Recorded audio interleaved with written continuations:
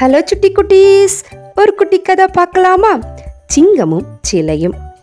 ஒரு நாள் ராமு தன்னுடைய சிங்கத்தை அழைத்து கொண்டு காட்டுப்பகுதிக்கு தேன் எடுப்பதற்காக சென்று கொண்டிருந்தான். செல்லும் வழியில் தங்களில் யார் அதிக வீரமுள்ளவர்கள் என்பது பற்றி சிங்கமும் ராமுவும் பேசிக்கொண்டு சென்றனர். அப்போது செல்லும் வழியில் ஒரு மனிதன் சிங்கத்தை கீழே தள்ளி அதன் மீது நிற்பதைப் போல் ஒரு சிலை இருந்தது. அதை பார்த்த ராமு சிங்கத்திடம், அதை பார்த்தாயா, யாருக்கு அதிக வீரம் இருக்கிறது என்பது இதிலே தெரிகிறது என்றான் ராமு. உடனே சிங்கம் சொல்லுச்சு, ஓ, அது மனிதன் செய்த சிலை. ஒரு சிங்கம் அதன் சிலை செய்திருந்தால் மனிதனை கீழே தள்ளி அவன் மீது தான் நிற்பது போல் செய்திருக்கும் என்று சொல்லியது சிங்கம். உடனே ராமு, நாம் இருவரில் யார் மிக பலசாலிகள் என்று போட்டி வைத்து பார்ப்போமா என்று ராமு சிங்கத்தை பார்த்து கேட்டான். உடனே சிங்கம், ஆம், நாம் போட்டி வைத்துக் கொள்வோம் என்று சொன்னது. உடனே சிங்கம், நாம் என்ன போட்டி வைக்கலாம் என்று ராமுவை பார்த்து கேட்டது. உடனே ராமு, நாம் இந்த சிலையில் இருப்பது போலவே போட்டி வைக்கலாம். உடனே சிங்கம், எனக்கு இந்த போட்டி மிகவும் பிடித்திருக்கிறது என்று சொல்லிக் கொண்டது. உடனே ராமு, நேரமாகுவதால் நாம் உடனே போட்டியை நடத்த வேண்டும் என்று சொன்னது. உடனே ராமு சொன்னது, நான் தான் முதலில் உன்னது மேல் ஏறி நிற்பேன் என்றான். உடனே சிங்கம் சரி என்றது. சிங்கம் கீழே படுக்க ராமு உடனே சிங்கத்தின் மேல் ஏறி நின்றது. ஒரு நிமிடம் சிங்கத்தின் மேல் ஏறி நின்ற பிறகு ராமு கீழே இறங்கினான். அடுத்த முறையாக ராமு கீழே படுத்து கிடக்க அதன் மேல் சிங்கம் ஏறி நின்றது. ராமுவின் மேல் சிங்கம் ஏறியதும் வலி தாங்க முடியாமல் ராமு, ஐயோ, கீழே இறங்கி என்று கத்தினான். உடனே சிங்கம் கீழே இறங்கியது. உடனே ராமு, என்னை மன்னித்து விடு, நீதான் பலசாலி. மனிதன் சிலை செய்ததனால் மனிதன் மேலே நிற்கின்றான், சிங்கமோ கீழே இருக்கின்றது. இதை பார்த்ததும் எனது மூளை மழுங்கிவிட்டது, அதனால் என்னை மன்னித்து விடு என்று சொல்லிக்கொண்டு ராமு சிங்கத்தை அழைத்து கொண்டு சென்றான். இந்த கதையோட நீதி பார்த்தீங்கன்னா, தனக்கென்றால் தனி வழக்குதான். நரியும் கொக்கும். அது ஒரு அடர்ந்த காடு. அங்கு பல மிருகங்கள் வாழ்ந்து வந்தன. அந்த காட்டில் நரி ஒன்று வசித்து வந்தது.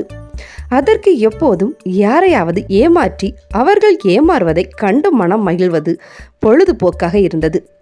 அதே காட்டில் அறிவுமிக்க கொக்கு ஒன்று இருந்தது. அந்த கொக்கு அனைத்து மிருகங்களிடமிருந்து தன் மதிப்பை பெற்றிருந்தது. இதை பொறுக்க முடியாத நயவஞ்சக நரி அந்த கொக்கை எப்படியாவது ஏமாற்ற வேண்டும் என்று நினைத்தது. ஒரு நாள் கொக்கு நரியின் குகை இருக்கும் வழியில் வந்து கொண்டிருந்தது. நரி அந்த கொக்கை பார்த்து, நண்பனே, உன்னை அறிவை பற்றி கேள்விப்பட்டிருக்கின்றேன். நான் நாளை உனக்கு ஒரு விருந்து வைக்க விரும்புகிறேன். உன்னால் வர முடியுமா என்று கேட்டது. கொக்கு சரி, வருகிறேன் என்று கூறிவிட்டு சென்றது. அடுத்த நாள் நரி சுவைமிக்க சூப்பு ஒன்றை செய்தது. அன்று மாலை கொக்கு நரியின் இடத்திற்கு சென்றது. நரியோ திட்டமிட்டபடி சூப்பை அகன்ற இரு தட்டில் ஊற்றியது. ஒன்றை கொக்கியிடம் கொடுத்தது. கொக்கினால் வாய் அகன்ற தட்டில் உள்ள சூப்பை குடிக்க முடியவில்லை. நரியோ நக்கி நக்கி அந்த சூப்பை குடித்துவிட்டு, நண்பனே, இந்த சூப்பை உனக்காக செய்தேன், எப்படி இருந்தது என்று சிரித்து கொண்டே கேட்டது. கொக்கு ஏமாற்றப்பட்டதை உணர்ந்தது. நரியிடம், நண்பனே, சூப்பு மிக ருசியாக இருந்தது என்று கூறியது. கொக்கு நரியிடம், இரவு நேரமாக போகிறது, நான் செல்ல வேண்டும் என்று கூறியது. செல்லும் முன், இன்று நீ எனக்கு விருந்து வைத்தாய், பதிலுக்கு நான் நாளை உனக்கு விருந்து வைக்கலாமா என்று நினைக்கிறேன். உன்னால் வர முடியுமா என்று கேட்டது. நரி வர சம்மதம் தெரிவித்தது. நரியோ கொக்கை ஏமாற்றி விட்டேன் என்று கர்வத்துடன் சந்தோஷமாக உறங்க சென்றது. கொக்கு பசியுடனும் வருத்தத்துடனும் பறந்து சென்றது. அடுத்த நாள் கொக்கு நரிக்கு நல்ல பாடம் புகட்ட வேண்டும் என்று நினைத்தது. பல இறைச்சிகளை போட்டு சுவைமிக்க சூப்பு ஒன்றை செய்தது. அதன் வாசனை அந்த காடு முழுவதும் பரவியது. அன்று மாலை நரி கொக்கின் வீட்டுக்கு சென்றது. கொக்கு அந்த நரி வந்தவுடன் அந்த சுவைமிக்க சூப்பை சிறிய துளை கொண்ட 2 குவளையில் ஊற்றியது. அந்த சூப்பின் வாசனை முகர்ந்தவுடன் நரிக்கு வாயில் எச்சு ஊறியது. இன்றைக்கு நல்ல வேட்டை என்று நரி நினைத்தது. கொக்கு குவளையை நரியிடம் கொடுத்தது. கொக்கு தன் வாயை குவளையில் நுழைத்து சூப்பை ரசித்தது. நரியினால் துளை சிறிதாக இருப்பதனால் குடிக்க முடியவில்லை. குவளையின் ஓரங்களில் சிதறியிருந்த சிறு துளிகளை மட்டுமே நக்கி சாப்பிட முடிந்தது. கொக்கு நரியை பார்த்து, சூப்பு எப்படி இருந்தது என்று கேட்டது. நரியும் மிகவும் அருமை, இது போன்ற ஒரு சூப்பை நான் குடித்ததே இல்லை என்று பொய் சொல்லியது. அப்போதுதான் நரி ஏமாற்றப்பட்டதை உணர்ந்தது. நரி கொக்கியிடம் விருந்துக்கு நன்றி என்று கூறிவிட்டு வருத்தத்துடன் சென்றது. அப்போதுதான் நரி நாம் மற்றவர்களை ஏமாற்றும் போது அவர்கள் எவ்வாறு வருத்தப்பட்டிருப்பார்கள் என்று உணர்ந்தது.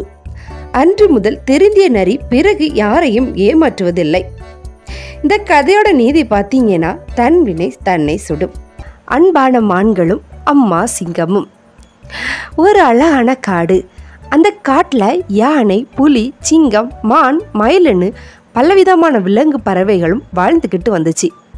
உயரமாக வளர்ந்து நிற்கிற புல்வெளிக்கு நடுவில் மான் ஃபேமிலி ஒன்று வாழ்ந்துக்கிட்டு வந்தது. அந்த மான் ஃபேமிலிக்கு 2 குட்டி மான்களும் இருந்துச்சு. 2ம் ஒன்றா தான் புல் மேய போகும். அப்படி ஒரு நாள் புல் மேய்ஞ்சிக்கிட்டு இருந்தப்போ 2 சிங்கக்குட்டிகளை மீட் பண்ணுச்சுங்க. உடனே மான் குட்டிகளும் சிங்கக்குட்டிகளும் நல்ல நண்பர்களாயிடுச்சு. பகல் முழுக்க 4 குட்டிகளும் புல்வெளியில் கண்ணாம்பூச்சி ஓடி பிடிக்கிறதுன்னு ஜாலியாக விளையாடிக்கிட்டு இருந்துச்சு. லேசா இருட்ட ஆரம்பித்ததும் சிங்கக்குட்டிங்க அதுங்களோட குகைக்கு போயிடும், மான் குட்டிகளும் அதுங்களோட வீட்டுக்கு போயிடும். இப்படியே பல நாட்கள் போச்சு. ஒரு நாள் மான் குட்டிகள் 2ம் தங்களோட நண்பர்களான சிங்கக்குட்டிகளை தங்களோட ஃபேமிலிக்கு அறிமுகப்படுத்துவதற்காக வீட்டுக்கு கூட்டி வந்துச்சு. தன்னோட மான் குட்டிகள் 2ம் 2 சிங்கக்குட்டிகளோட வர்றத தூரத்துல இருந்து பார்த்துச்சு அப்பா அம்மா. அவ்வளவுதான், அதுக்கு ரொம்ப கோவம் வந்துடுச்சு. தன்னோட குட்டிகளை சாப்பிடுவதற்காக தான் சிங்கக்குட்டிகள் வருதுன்னு தப்பா நினைச்சுக்கிட்டு இருந்த அப்பா அம்மா சிங்கக்குட்டிகளை தன்னோட ஷார்ப்பான கொம்புகளால் குத்தி அட்டாக் பண்றதுக்காக ஓடிச்சு. அப்பா அம்மா தங்களை நோக்கி கோபமா வரதை பார்த்த சிங்கக்குட்டிகள் 2ம் பயந்து போய் மான் குட்டிகள் பின்னாடி ஒளிஞ்சிருச்சுங்க. அப்பாவோட கோபத்தை பார்த்த மான் குட்டிகள் 2ம் பயத்துல ஓன்னு அழ ஆரம்பிச்சிச்சு. இந்த சத்தத்தை கேட்ட அம்மா மான் அங்கே ஓடி வந்தது. நடந்ததையெல்லாம் புரிஞ்சுக்கிட்ட அம்மா மான் அப்பா மான் கிட்ட, இதுங்க 2ம் குட்டி சிங்கம் தானே, இதுங்களால் நமக்கு நம்ம குழந்தைகளுக்கும் எந்த பிரச்சனையும் வராது என்று சொல்லி சமாதானப்படுத்தியது. அதுல இருந்து மான் குட்டிகள் சிங்கக்குட்டிகளோட அப்பா மானும் அம்மா மானும் சேர்ந்து விளையாட ஆரம்பிச்சதாம். ஒரு நாள் தன்னோட குட்டிகள் ரொம்ப நேரமா குகைக்கு வராததால் அம்மா சிங்கம் தன் குட்டிகளை தேட ஆரம்பிச்சது. ஓர் இடத்தில் தன்னோட குட்டிகளோட சிரிப்பு சத்தம் கேட்டது.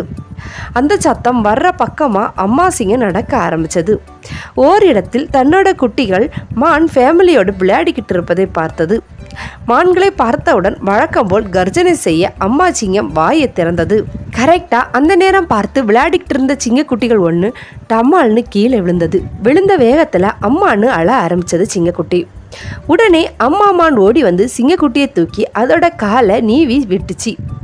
அப்பா மான் வீட்டுக்குள்ள ஓடி போய் மருந்து கொண்டு வந்து சிங்கக்குட்டியோட காலில் தடவி விட்டது. இதையெல்லாம் பார்த்துக்கிட்டு இருந்த அம்மா சிங்கம் தன்னோட குழந்தைகளுக்கு நல்ல நண்பர்களும் இன்னொரு அம்மா அப்பாவும் கிடைச்சிருக்காங்க, அதை நான் டிஸ்டர்ப் பண்ணக்கூடாது, அவங்களோட நட்பு அன்பும் தொடரட்டும், நாம் இப்போ அவங்க எதிரே போய் நின்னா எல்லோரும் பயந்துடுவாங்க, அதனால நாம் சத்தம் இல்லாமல் போயிடுவோன்னு முடிவு பண்ணிக்கிட்டு தன்னோட குகையை நோக்கி நடக்க ஆரம்பிச்சது. இந்த கதையோட நீதி பார்த்தீங்கன்னா, எப்படிப்பட்ட தீயவர்களாக இருந்தாலும் நாம் அன்பால் அவர்களை மாற்றி விடலாம். பாய் குட்டீஸ், இனி அடுத்த கதையில் சந்திக்கலாம். பாய்.